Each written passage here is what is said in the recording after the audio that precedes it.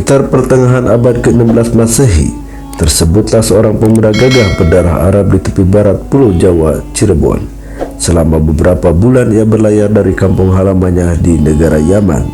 Saat itu memang sedang gencar-gencarnya orang-orang Arab berimigrasi ke tanah Jawa, dan salah satunya adalah kakek Mbah Said Sulaiman. Orang-orang Arab ini datang dengan maksud bermacam-macam. Ada yang berdakwah untuk menyebarkan agama Islam, ada pula yang berniaga seraya berdakwah. Pemuda itu bernama Abdurrahman. Ia adalah seorang Said keturunan Rasulullah yang bergelar Basaiban. Basaiban adalah gelar warga Habib keturunan Said Abu Bakar Saiban, seorang ulama terkemuka di Tarim, Hadramaut yang terkenal alim dan sakti. Said Abu Bakar mendapat julukan Saiban atau yang beruban karena ada kisah unik di balik julukannya itu. Suatu ketika, Said Abu Bakar yang saat itu masih tergolong muda menghilang. Sejak itu ia tidak muncul-muncul. Konon, ia ujlah untuk mendekatkan diri kepada Yang Maha Kuasa. Baru setelah sekitar 30 tahun, Said Abu Bakar muncul di Tarim. Ia tetap tampak muda, tapi aneh, rambutnya putih, tak selembar pun yang hitam. Ia seperti berambut salju. Sejak itulah orang-orang menjulukinya Saiban atau yang beruban. Abdurrahman masih tergolong cicit dari Said Abu Bakar Basaiban. Ia putra sulung Said Umar bin Muhammad bin Ahmad bin Abu Bakar Basaiban, lahir pada abad 16 Masehi di Tarim, Yaman bagian selatan, perkampungan sejuk di Hadramaut yang masyhur sebagai gudang para wali. Dalam masa perantauannya ke Nusantara, tepatnya di Pulau Jawa, Said Abdurrahman memilih bertempat tinggal di Cirebon, Jawa Barat.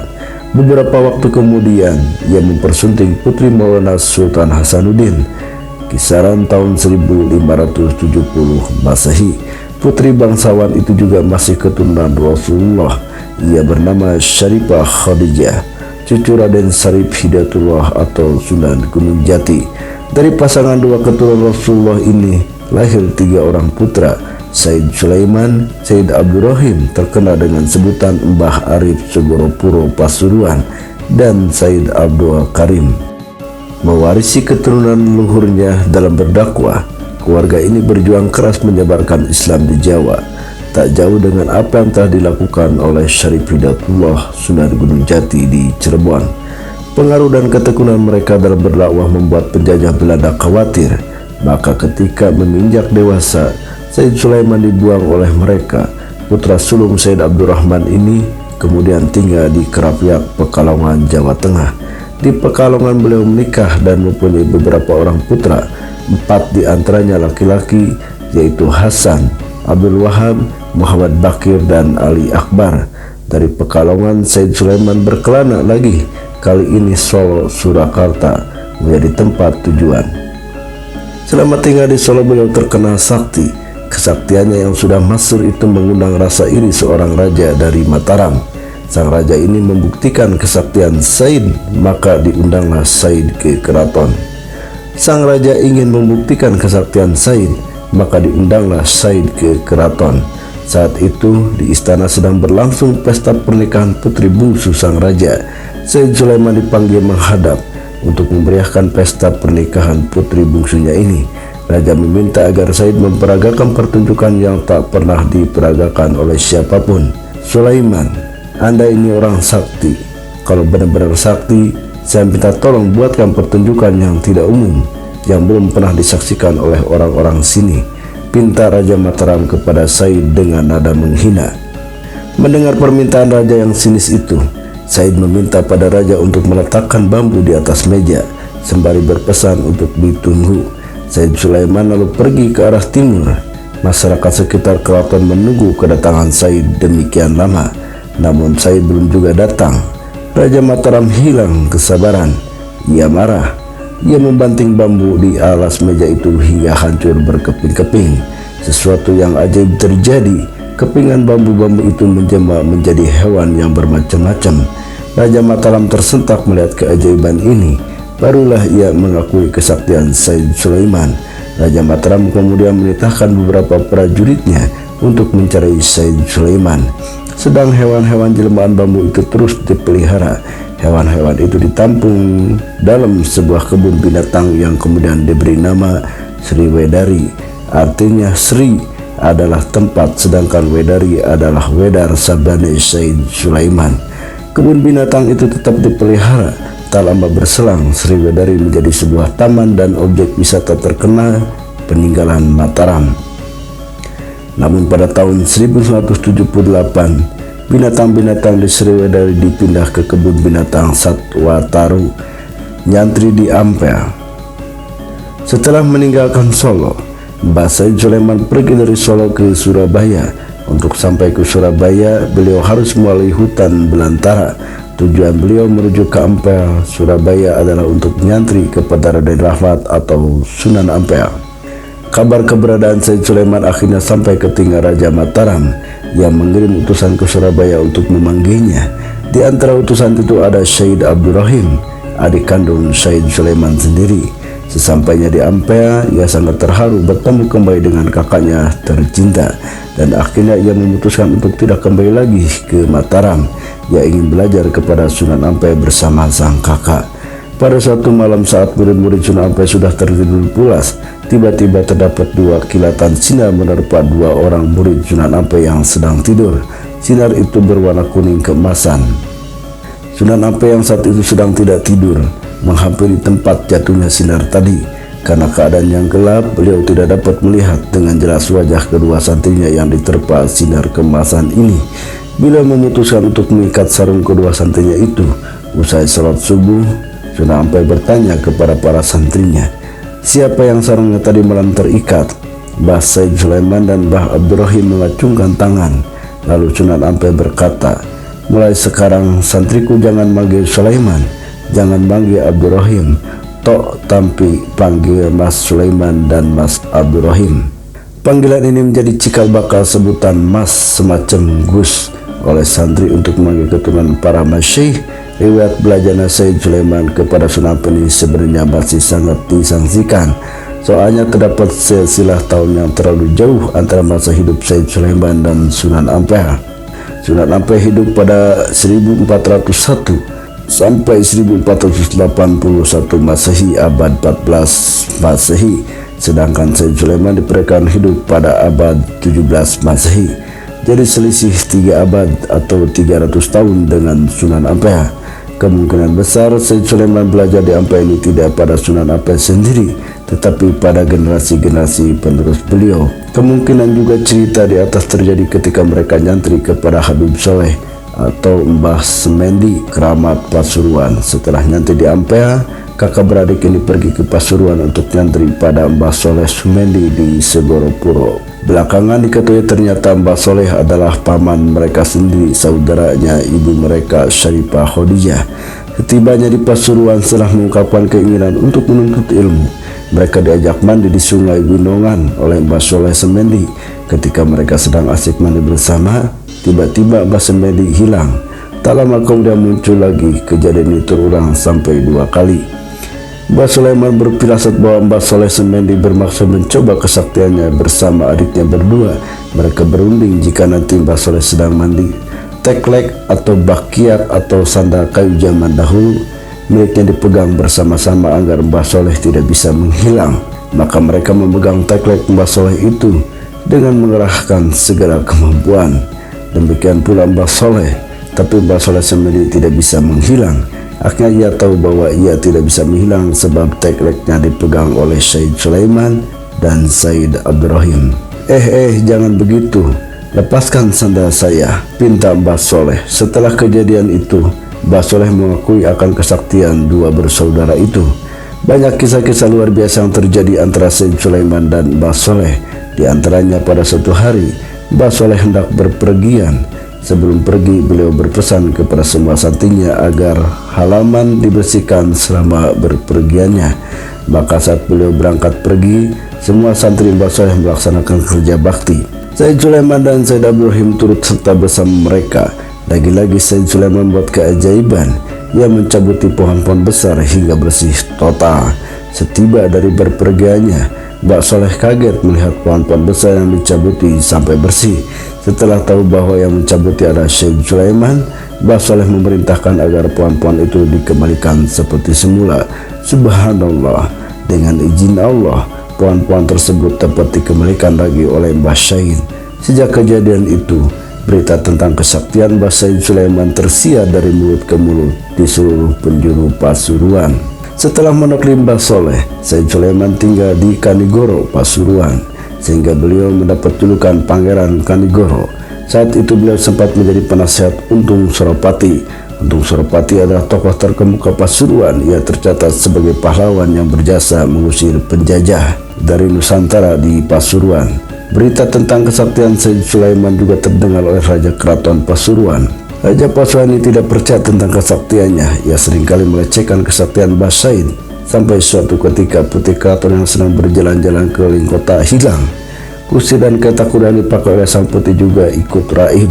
Sang raja menjadi sedih bermuram durja.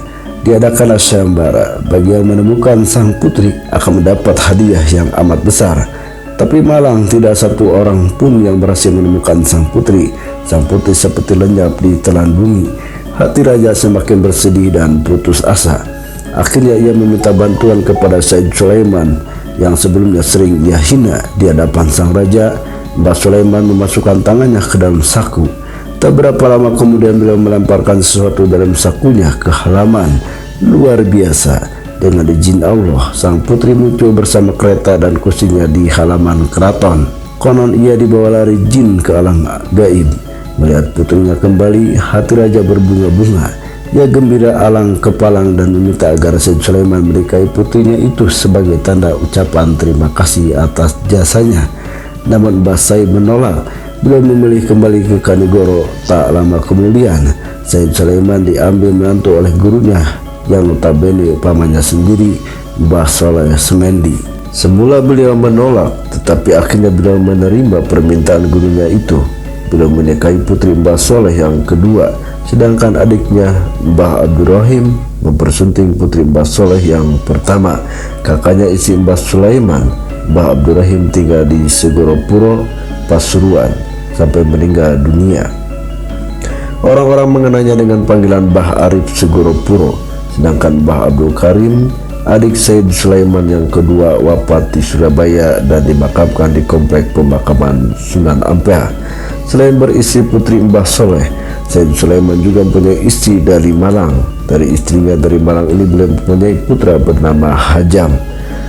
Kembali ke Cirebon. Setelah hari pernikahan, Mbah Sulaiman kembali ke Cirebon, Jawa Barat, tempat di mana ia lahir dan menghabiskan masa kanak-kanaknya bersama ayah dan ibu tercinta. Tapi pada saat itu, suasana di Banten dan Cirebon sedang ricuh disebabkan terjadinya pertikaian antara Sultan Agung Tirtayasa dengan putranya sendiri, Sultan Haji, yang terjadi berkisar pada tahun 1681 sampai 1683.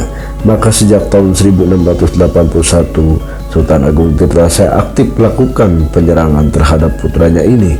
Pemicu pertikaian yang berlangsung sampai 3 tahun ini adalah pemihakan Sultan Haji pada Belanda. Melihat hal ini, Mbah Sulaiman memutuskan untuk kembali lagi ke Pasuruan.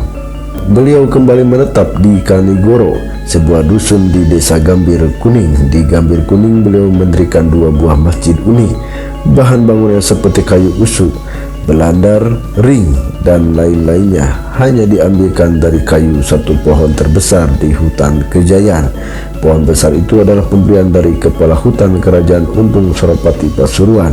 Karena ukuran pohon itu sangat besar, disediakan 40 ekor sapi untuk menariknya ke lokasi pembangunan masjid. Tapi sapi-sapi itu tidak kuat membawanya. Tapi aneh, keesokan harinya kayu-kayu itu sudah ada di lokasi pembangunan. Konon yang mengangkat kayu itu adalah Said Sulaiman sendiri.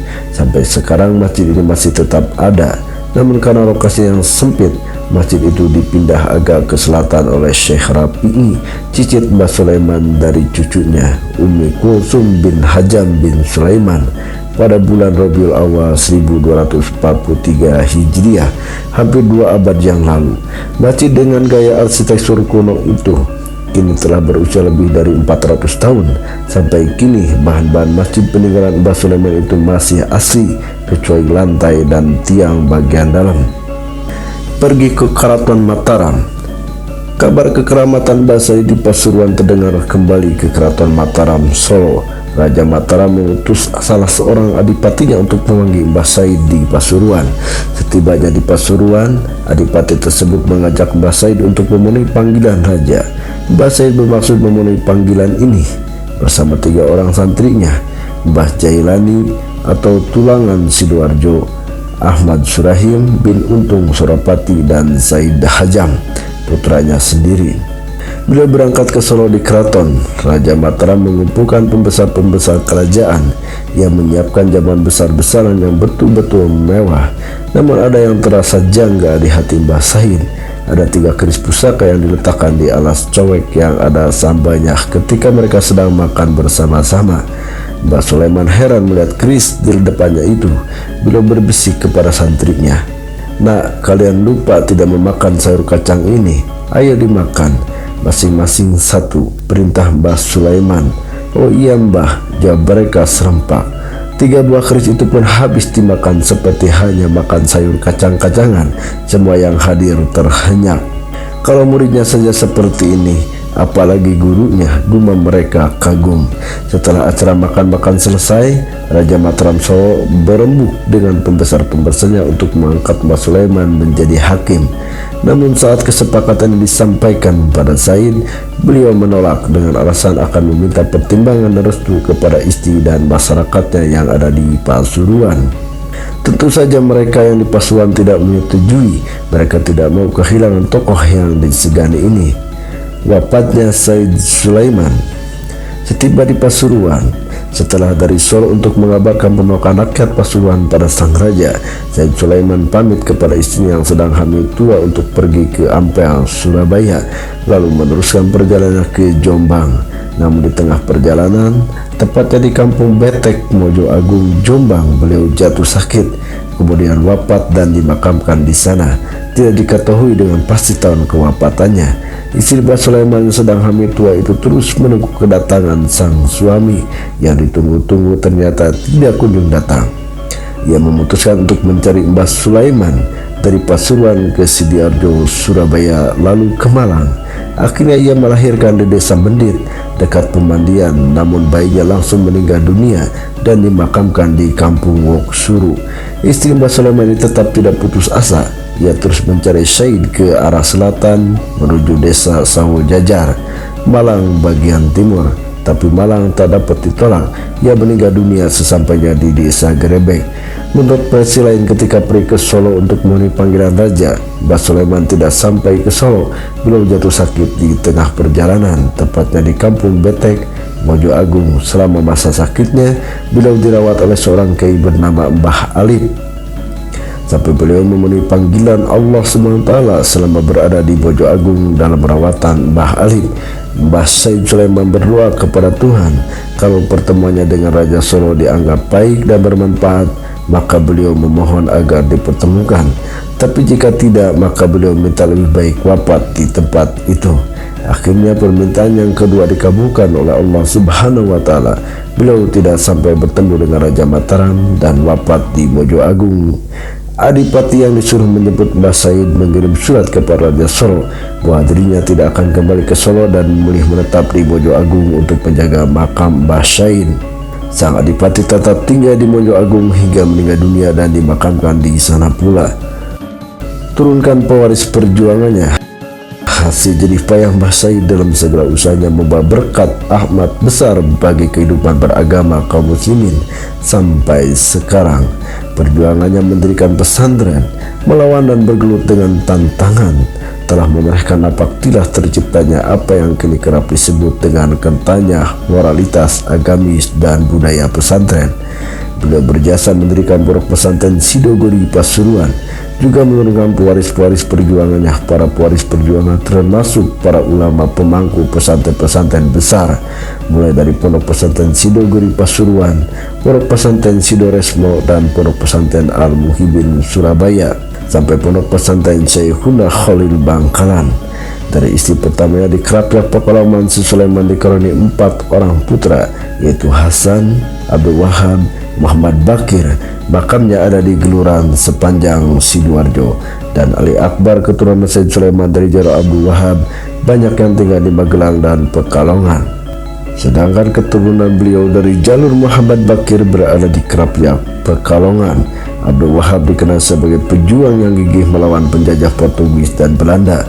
Begitu pula Hasan Said yang masyhur dengan sebutan Pangeran Agung. Ini juga sosok pejuang pembebasan tanah Jawa dari cengkraman Kompeni Belanda. Mujaru Said Ali Akbar, banyak terlahir ulama-ulama pangku pesantren di Jawa Timur, sebut Raja Sidogiri, Debangan, Bangkalan, dan Sidoresmo, Surabaya. Sampai kini makam Said Ali Akbar tidak diketahui. Konon karena kegigihannya menentang penjajah, ia selalu diburu oleh Kompeni Belanda. Suatu ketika Belanda berhasil menangkap Ali Akbar dan akan dibuang ke Belanda dengan menggunakan kapal. Tapi di tengah pelayaran Said Ali Akbar hilang.